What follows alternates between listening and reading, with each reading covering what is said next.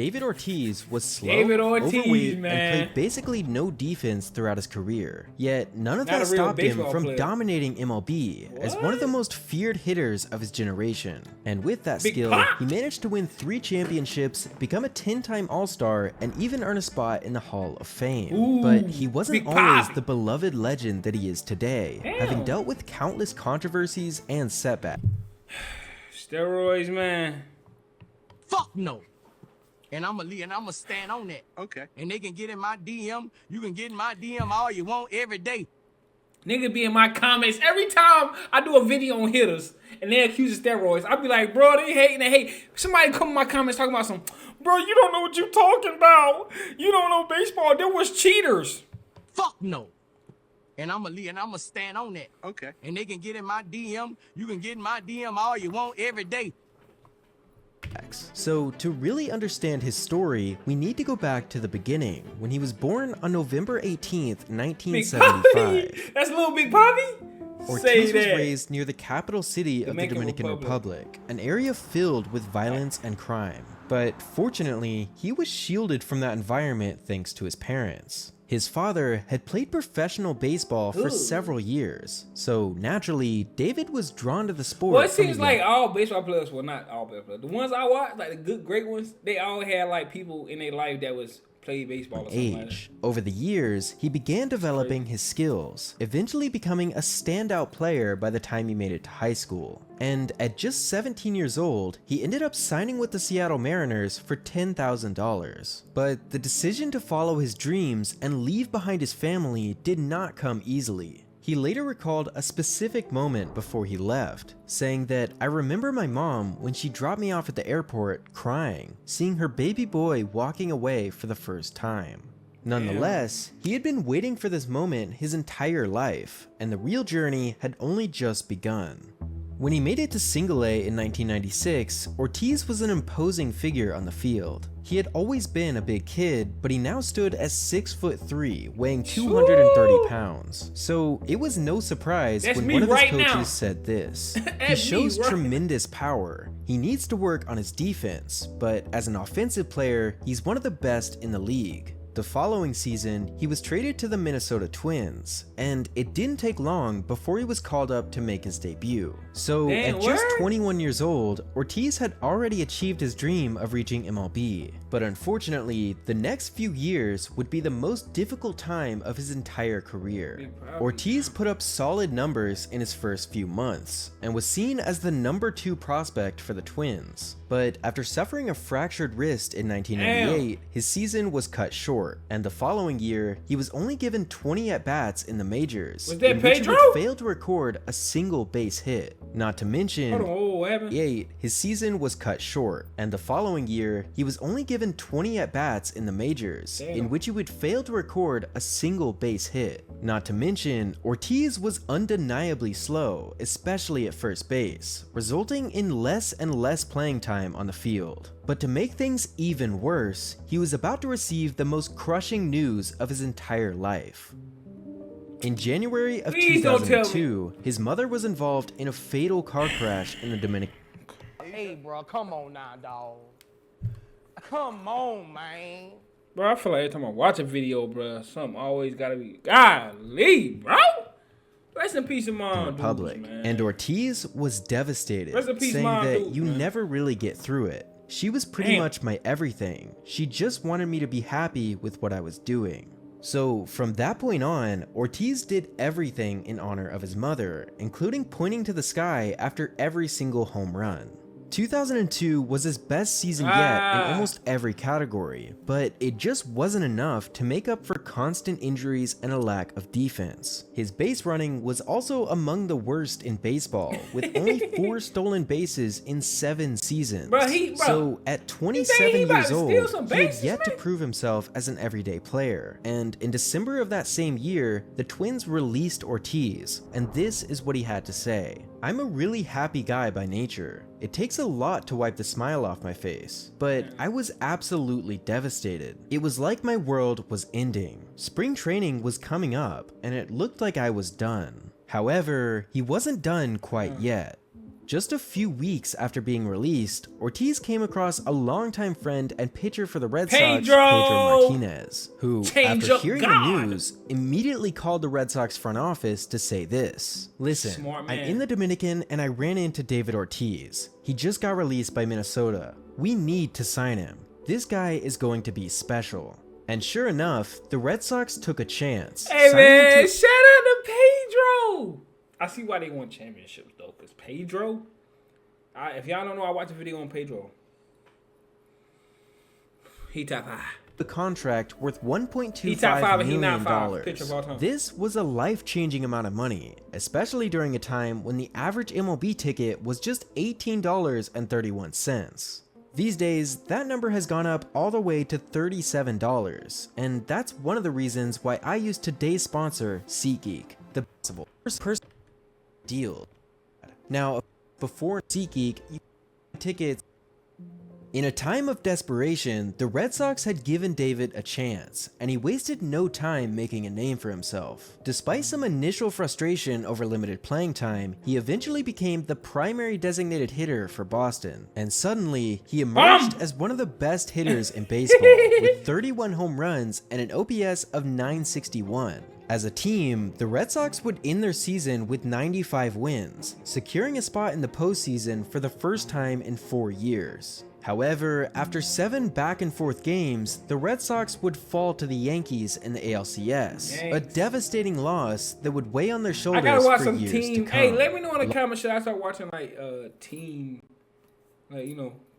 dynasties? You know what I'm saying, like the Yankees. Luckily for David Ortiz, he had already proven himself as an everyday player. So, with a renewed sense of confidence and the drive to overcome Boston's failure, Ortiz would put up incredible numbers in 2004. And for the first time in his career, he was named an All-Star.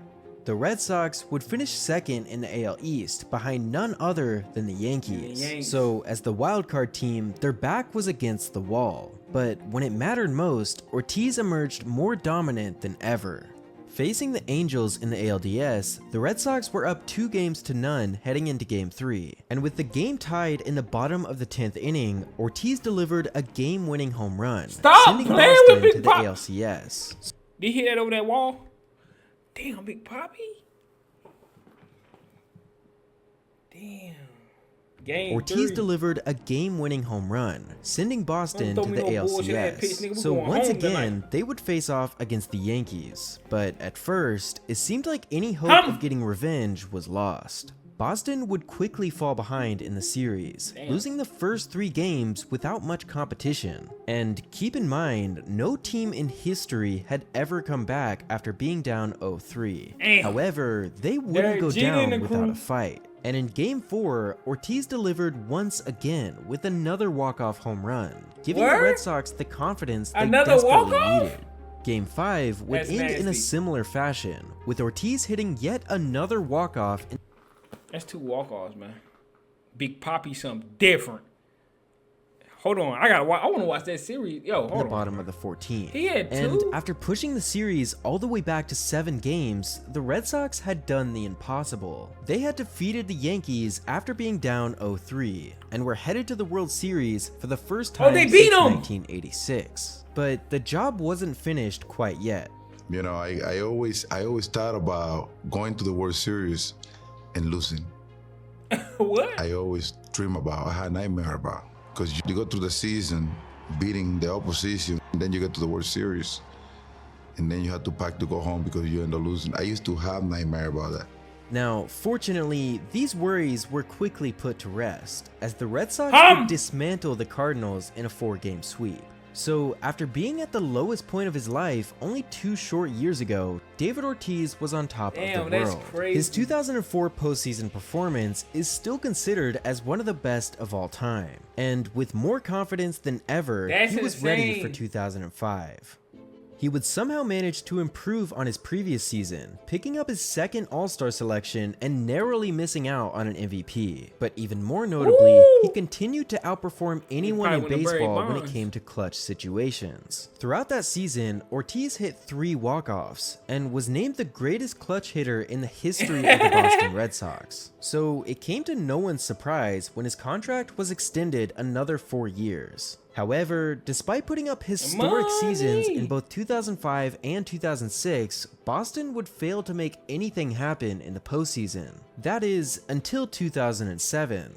By this point, Ortiz was already 31 years old, but he showed no signs of slowing down. In fact, 2007 is still his best season ever in terms of batting average, on-base percentage, OPS, and total hits. As for the Red Sox, the team was suddenly back in the hunt for a championship after winning 96 games. This meant that they would be facing off against the Angels in the first round, but this matchup resulted in an easy sweep for Boston. In fact, during that series, Ortiz hit for an insane average of .714. So now, the only team in their way of another World Series appearance was Cleveland. And after only 4 games, the Red Sox were just 1 game away from being eliminated.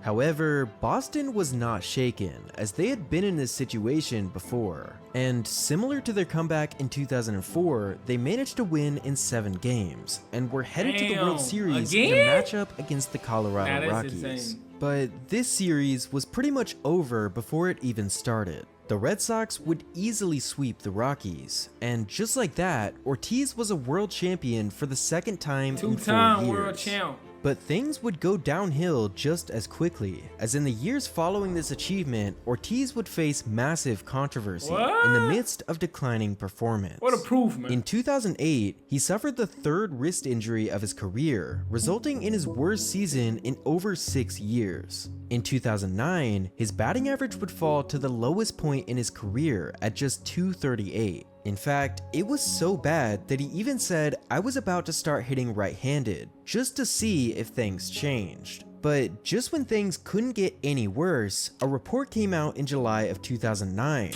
revealing that Ortiz had tested positive for steroids back in 2003, which also happened to be the year in which he suddenly became one of the best hitters in baseball. Fuck no. And I'ma stand on that. Okay. And they can get in my DM. You can get in my DM all you want every day. What we doing, bro? Come on, man. So he tested positive in 2003. That's real. Is that real? He tested positive in 2003 for PEDs, steroids, whatever. Bro, it is what it is, man. You can imagine fans were extremely upset, and Ortiz immediately he denied the it is what it allegations. is. I use a lot of supplements and vitamins. And even I have companies sending me supplements and things back and then, but I never use or buy any steroids. Now, this was basically the end of the story until 2016, when MLB's commissioner released the following statement. There were at least 10 names on the list whose inclusion could be doubted for legitimate scientific reasons. Even if you were on that list, it was entirely possible that you were not a positive. So, despite continued speculation... So, if you was on that list, that means you... Okay, so that means there could have been anybody on that list that couldn't have been positive. You feel me? See, that's what I be saying, bro. Motherfuckers just go out there who they want to go out there, bro, to be honest with y'all, bro. I'm telling you. On fans, this would pretty much mark the end of any controversy. After all, the evidence was now destroyed, making it impossible to know if he really cheated. He would spend the next 2 years getting back to his previous level of performance. But after suffering several injuries and missing the postseason for 3 straight years, he started to wonder how much time he really had left.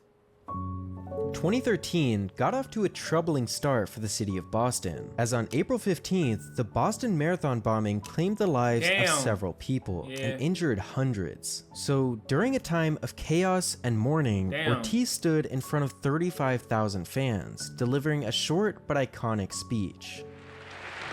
This is our city. And nobody gonna dictate our freedom. Stay strong. Thank you. Facts, man. Fuck is you talking about? Throughout that whole season, ass bombers, man. Yo, let's not get into it, man. Let's keep the video going, okay? Then Ortiz would have an incredible year, leading the Red Sox to a first-place finish in the AL East. This would earn them a first-round matchup against the Tampa Bay Rays. And with the help of 2 home runs by David Ortiz, Boston would take care of the Rays in 4 games. However, next up was the Tigers, who, after winning Game 1, took an early 5-1 lead in Game 2. But in the bottom of the 8th inning, the Red Sox finally had a chance. After 2 hits and a walk, Ortiz came to the plate with the bases loaded. And on the very first pitch he saw, he hit a grand slam. And one of the most memorable moments in postseason history. This would give them the confidence to win the series 4-2. And for the 3rd time in his career, Boston had earned a trip to the World Series. They were set to face the St. Louis Cardinals, and at 37 years old, Ortiz would have the best series of his entire life. He would hit for an unbelievable average of .688 in what is arguably the greatest World Series performance of all time. That's insane. And after 6 games, Boston had won yet another World Series. So he was a clutcher. Every time playoffs come, World Series come, you want Big Papi on your team. I need Big Papi. Now, over the next few years, the Red Sox would unfortunately fall back into mediocrity. And on November 18th of 2015, Ortiz announced that he would be retiring from baseball following the 2016 season. But even at 40 years old, as one of the most unathletic players in the game, he continued to dominate. His 38 home runs in 2016 were the most ever by a player in his final year, and his insane performance would lead the Red Sox all the way to the postseason. Unfortunately, after only 3 games, Boston's season was over, and just like that, the story of David Ortiz had come to an emotional end, or at least that's what everyone thought. Red Sox legend David Ortiz is being flown to Boston right now for emergency medical treatment after being shot in the Dominican Republic. Ortiz rushed to the hospital for surgery, reportedly telling doctors, "Don't let me die, I'm a good man." I don't have enough words to describe how, who David is, what David means to baseball. But I'm so disappointed to know that someone like David, who even, bruh, What the fuck was that? who would even do that? Like, it's David Ortiz. Like, are you stupid? can have someone after his life. That's what I'm saying. Thankfully, he would make a full recovery over the next few weeks, displaying the same resilience that he had shown his entire career. As you know, David Ortiz was never your typical athlete. He was one of the worst base runners of all time, with only 17 stolen bases in 20 years. Not to mention, he almost never picked up a glove. Yet, in 2022... So he ain't played no defense.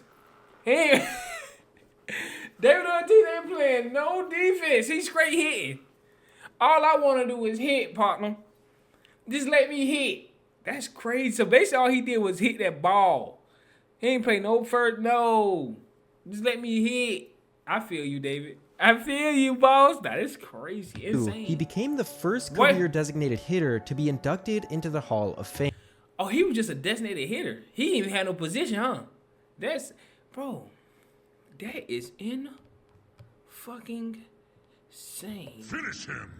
Bro, first designated hitter in the Hall of Fame. Where y'all got probably ranked at as hitters go? Like, what, is he in the top 10 hitters, Big Papi? Because my brother ain't playing no position. Despite his weaknesses, Big Papi always rose to the occasion and is one of the best designated hitters of all time. Big Papi! Straight designator, man. Just let me hit the ball. Look, man, like, comment, subscribe, bro. Let me know in the comments who y'all want me to watch next, man. 10K subs on the way. I'm doing a giveaway. You know what I'm saying? 10K subs on the way. So hit that subscribe button. And I'm seeing next one, man. No cap.